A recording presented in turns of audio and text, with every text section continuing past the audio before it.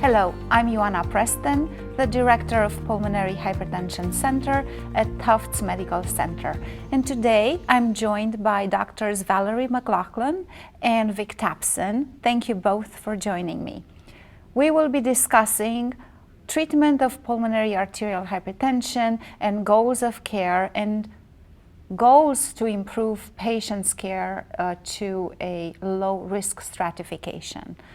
Vic, tell me, we have now several tools available to assess our patients' risk. How easy are they to be used in clinical practice? Well, as you know, our main goal here is getting our patients to low risk status, and we've got several algorithms we could use. These are based on the REVEAL registry, the European registry, the Swedish registry, the French registry, and the COMPARE registry. There's a lot of data, and they're pretty simple. There's a lot of overlap. For example, they all include functional class, 6-minute walk test greater than 440, BNP, and several include hemodynamic parameters as well.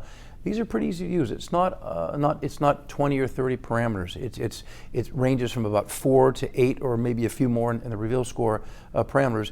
Real easy to use. So, for example, in our clinic charts, the French non-invasive criteria are very, very simple. It's functional class, 6-minute walk, and BNP. We put them in every clinic note.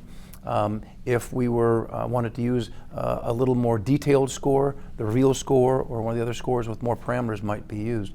We don't tend to repeat right heart caths often, so having a simple score that doesn't necessarily require any hemodynamic data is easy for us. But using one right off the bat at your first visit that does include them can be very useful. So the bottom line is we have several choices, and they really are easy to use. Val, when do you repeat a right heart cath?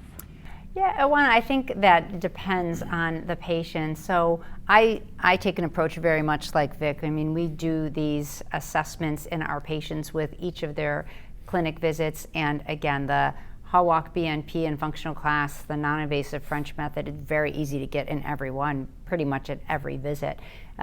Certainly, we repeat a right heart cath if they're not in low risk status and we need to make a treatment decision.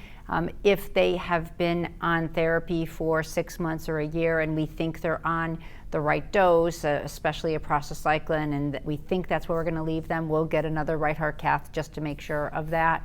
If a patient deteriorates, we'll get a right heart cath. So we certainly do right heart caths, not infrequently, probably a little bit more than you.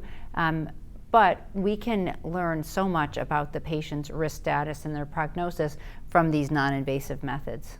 Especially if they're good, then it's very reassuring that we are doing the right thing and the patients are on the right treatment. Yeah, we want our colleagues out there to know that we can't just sit on someone that's intermediate risk. And there are unusual patients sometimes. Someone may just not have a good walk for an orthopedic reason or whatever it is.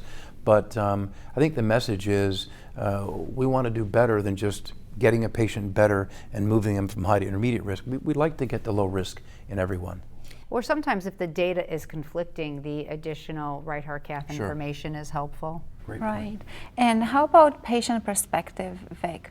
How do you take that into account when you make treatment decisions? I think What's it's important. their goals? Sure. I think knowing their goals is helpful. I really want to know how they feel. I mean, even independent of the objective measures, I want to know how they feel compared to the last visit, what they're doing. Not just how their walk is, but what they do during the day. Can they get out there and walk? Do they actually exercise? Are they able to work full time? Are they inhibited by their pH to perform a job?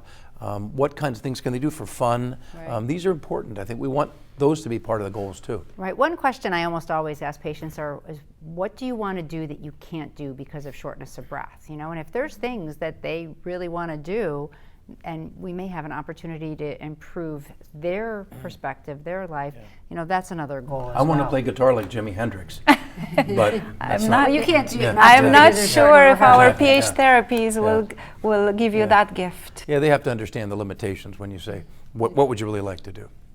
Thank you both. We discussed the goals of care in PH patients and taking into account the risk stratification scores that we have available. Thanks. Thank you.